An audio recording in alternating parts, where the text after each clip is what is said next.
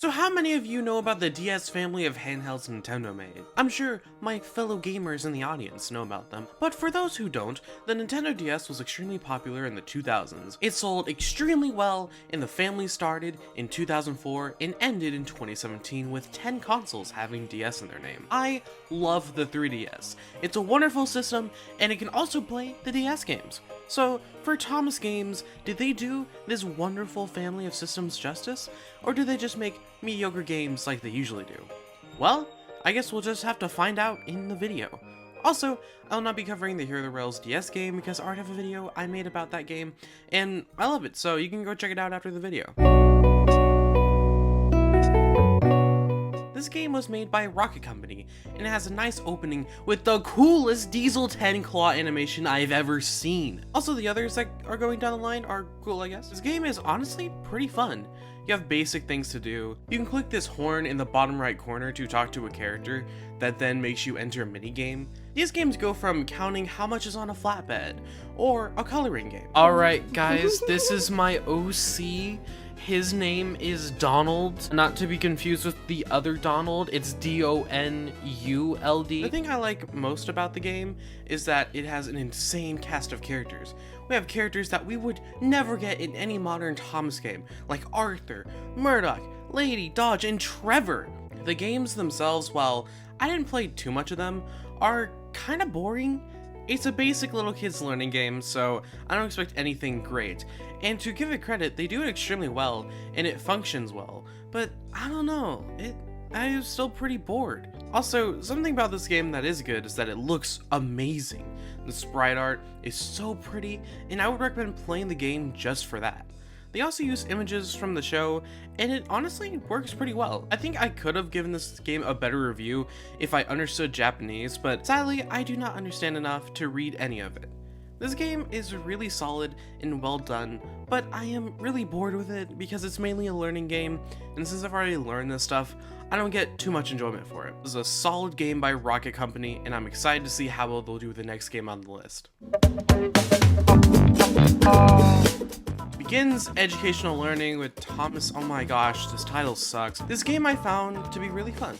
It has CGI cutscenes. I told you all the DS could do this. Hero the Rails had no excuse. These cutscenes are wonderful. I love them so much. They're exactly what I would want from this type of game. And hold up, why does Duck have double sandboxes?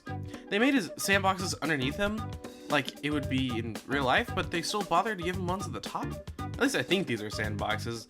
I'm probably wrong about that. Either way, it looks so cursed, but I kind of like it. I also really like the use of the two screens here. They have the top with all of these question marks for you to tap on with your stylus to see what happens, and the bottom one is just like a mystery. So for me, I didn't even look at the top most of the time, and I was just confused. And when I realized that, I was like, oh, that's actually really clever. Too bad I'm dumb. Most of the time with these question marks, it's minigames, and sometimes you just get Jeremy. Speaking of the minigames, they are actually surprisingly fun. We have a fun one with Thomas, where you avoid going on the wrong line, which caused me to kill a goat. No, it's a goat! No! A Gordon game, where you have to move stuff out of the way. A racing game, where you have to help Birdie or Thomas win. And one with Spencer with cards. That is super boring. You couldn't give me a racing game for Spencer? That's such a missed opportunity, Rocket Company. Some standout games are the Harold game, which for some reason Harold usually gets the better games. I don't know why. This game where you have to hit trucks from entering the docks is one of my favorite games through the whole thing. It's so creative, and I love how mad everyone is. They were really not wanting to do this, and they are dedicated to making sure that none of these trucks get into the docks. Honestly, I respect the dedication. And my favorite one has to be the Boulder minigame. You click on Boulder, and Boulder gets up from his hill, and Percy shakes in fear. Percy then says, "Touch the rocks to protect me!" And we have to tap on every single rock to protect Percy from Boulder. Now, I wanted to know what happened when you died, and you just get this image of Boulder. Season 5 did Boulder justice, but this game acts as the perfect sequel in making Boulder even scarier than before. Also, you can get Boulder in a gacha machine, and when you go to look at your collection, he just rolls, and I couldn't be happier. Oh yeah, this game has gacha machines. They're pretty fun, but let's just ignore the fact that a DS game is promoting a gacha machine, making this game sadly ahead of its time. And let's look at Topham instead. The way you get the machine is by clicking on him, and every time he just raises his arms up like, oh, what the heck? And he will keep his arms raised until you leave the machine. For whatever engine you click on at the beginning of the game, the gotcha machine will be different, and this means that we can see Topham raise his arms in many different ways. The docks one, with Cranky, sucks though. I mean, it's super slow and I hated it, but all the other ones, yeah, they're pretty good. This isn't exclusive to the game, but Rocket Company is the one to give us these amazing images of all the characters, perfect for profile pictures. Boulder was so good in this game, I changed my Twitter PFP to Boulder. This game actually might be up there with the Mind's Eye trilogy and the Hero of the Rails game for best official Thomas game I've ever played. Good job, Rocket Company, you made a game that is solid. Steaming around Sodor. Why do we have to go back to mid? Being the first Thomas game to jump to the 3DS and being the only other DS family game to be made in English, this game is just okay. Made by Taurus Games, is that how you say it? This game is as safe as you can get for a Thomas game. The story is really bland and nothing. The Duke and Duchess of Boxford are coming over, so the station has to be cleaned, and the engines are very excited and want to go out, but Topham says no. Then you have to hit them back in their sheds. You know, just the basic stuff for a story. It's so bland and nothing, and it's why I'm glad that you can just skip through this as fast as you want. Mini games being the actual game part of the game. Are these just as bad as the story? Well, maybe these games are solid. They are just as bad as the story. They're all endless and boring. I feel like even for a little kid, they would get bored of these games after playing them a couple times. They aren't buggy, and they don't have anything like embarrassing like fizzling fireboxes logic. They are just okay and fine. This is the type of game you would buy on sale for like $5 and think, yeah, that was definitely worth $5. There isn't even a standout character I can talk about like I usually can. Sitting around Sodor is just okay, and it's not really bad, but nowhere near good. Also, let's ignore the fact that I just said sitting instead of steaming around Sodor, alright? Thank you. Thomas the Tank Engine, Let's Run on the Oigawa Railway, is actually the 7th game in the Japanese Rail Sim 3D series. To my knowledge, it's the only one to have Thomas in it, so being the 7th entry in this series, how is it?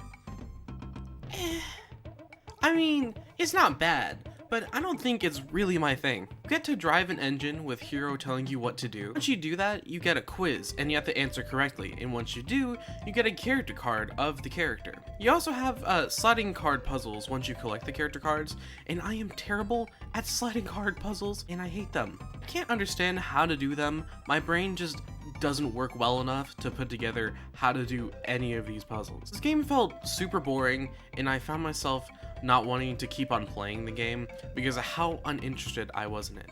It also doesn't help that the gameplay is very repetitive and you just do the same thing over and over and over and over and over and over and over again.